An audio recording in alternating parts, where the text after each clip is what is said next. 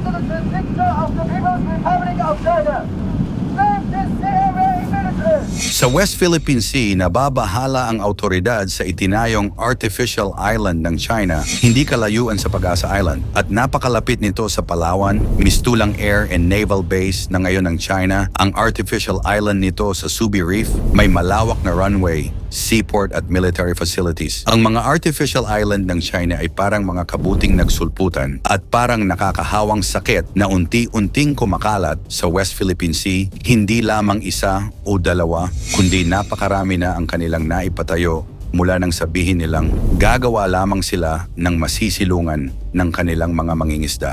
Ano ba ang nangyari at nakapagpatayo ng maraming artificial island ang China nang basta-basta sa sarili nating bakuran? Bakit hindi pinigilan ng Pilipinas ang China sa simula pa lamang para hindi na umabot sa pambubuli at matinding labanan? Ang pagdami ng artificial island at pag-ukupa ng China sa West Philippine Sea.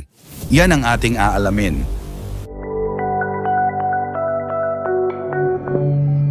Mula sa dating kumpol ng mga bato at bahura na nakalubog sa dagat noong 2012, malaki na ang pinagbago nito mula nang simulan ng China ang reclamation noong 2014.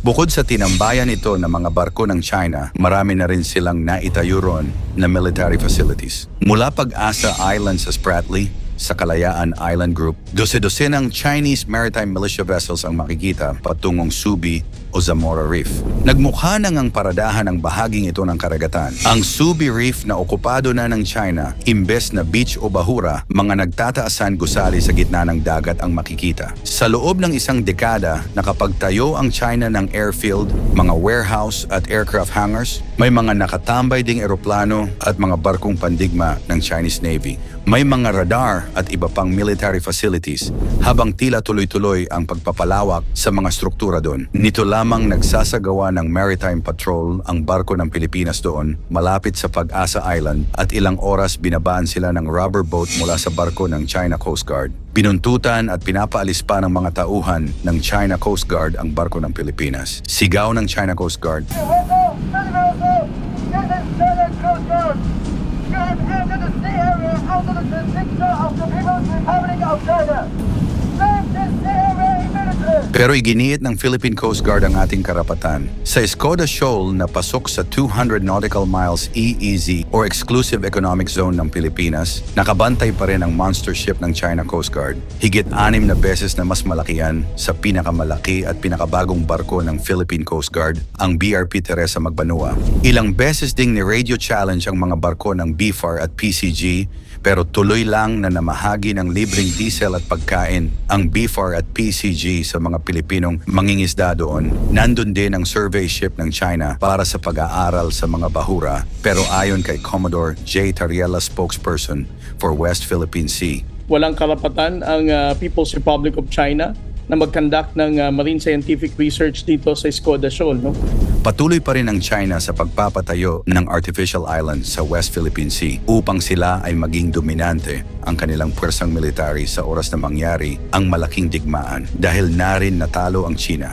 Sa kanilang iginigiit na 9-dash line, isang mapa nagsasabing kanila ang halos lahat ng South China Sea, mas naging mapangahas at agresibo ang China pagdating sa pagpapagawa ng mga artificial islands sa West Philippine Sea upang maging dominante pa rin sila sa pinag-aagawang teritoryo. Isa sa dahilan kaya ganito kalakas ang loob ng China sa pag-angkin dahil nanalo ang Pilipinas sa maritime rights at hindi pangkalahatang soberanya ang nadesisyonan ng tribunal, kaya tuloy pa rin ang mga bansa sa pagtatalo sa mga teritoryo, nakakapagpatayo sila ng mga facilities, isla at istruktura sa mismong teritoryo natin. Nakagagawa ng artificial island at may mga base military pa. Akalain mong naitayo nila ito noon na walang tumututol o pumapalag na opisyal sa ating bansa. At patuloy pa rin nila itong isinasagawa hanggang sa kasalukuyan.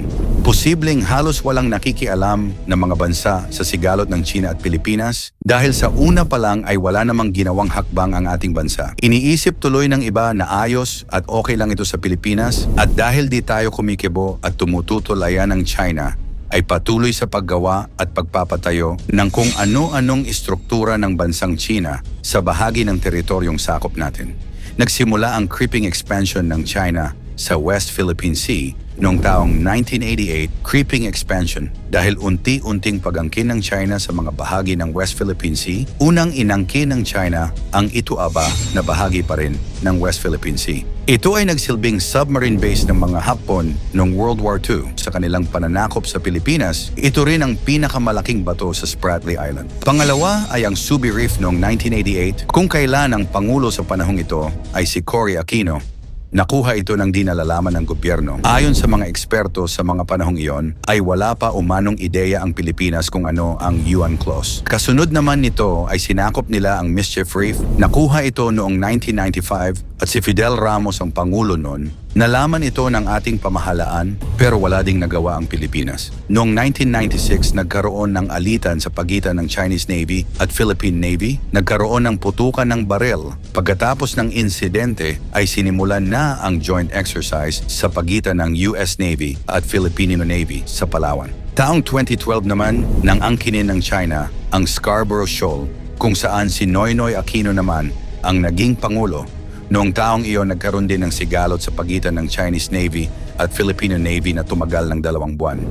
Muling umangkin ang China ng ating teritoryo noong 2017. Ang Sandy Cay, ang Pangulo naman sa panahong ito ay si Rodrigo Roa Duterte.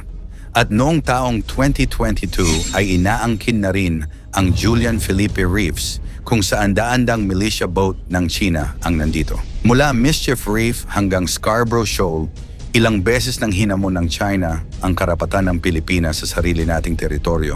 Pero kailan at paano nga ba nagsimula ang tensyon sa pagitan ng dalawang bansa? Taong 1994 hanggang 1995, unang beses na nagtayo ang China ng mga istruktura sa Panganiban o Mischief Reef. Ang Bahura ay bahagi ng Kalayaan Island Group sa South China Sea na may mga bahaging inaangkin, hindi lang ng China at Pilipinas, kundi ng mga bansang Taiwan at Vietnam. Ito ay nasa 127 nautical miles lamang ang layo nito sa Palawan at nasa loob pa rin ng 200 nautical miles Exclusive Economic Zone o EEZ ng Pilipinas. Kumpara sa mahigit 1,600 nautical miles na distansya ng China na napakalayo kumpara sa ating bansa.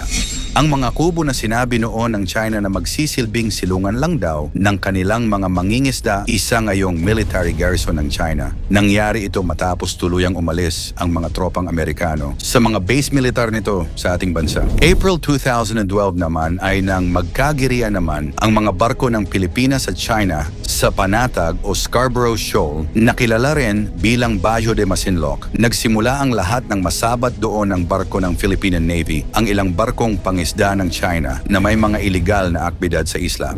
Kung mula pa man sa simula ay inalmahan na ng Pilipinas ang unang attempt ng China na makisilong at magtayo sa ating teritoryo, ay di sana umabot sa ganitong panghaharas at patuloy na pambubuli ang ginagawa nito sa ating kababayan at sarili nating karagatan dahil halos sila pa ang nagiging dominante at matapang sa pag-angkin sa mga lugar na di naman sa kanila. Halos ilang dekada na ang panahon sa pag-angking ng China sa ating teritoryo at marami na ring pangulo ang nagdaan pero hindi matuldukan ang issue ng agawan, kundi bagkus tuloy-tuloy pa rin sa pagpapalawak ng nasasakupan ng China na bahagi na ng ating teritoryo. Masyado na yata tayong kampante, tahimik at masyadong mabait. Kaya naabuso ng ibang bansa, gaya ng China sa ganito nating ugali, ay naging mas agresibo at mapanamantala sa ating kahinaan. Hindi na rin natin maitatanggi na may mga anomalya at kapabayaan sa ating pamahalaan at tayo ay mapapaisip na lang na baka may mga protektor ang China mula sa ating bansa para makapagtayo sila ng mga artificial islands sa ating teritoryo.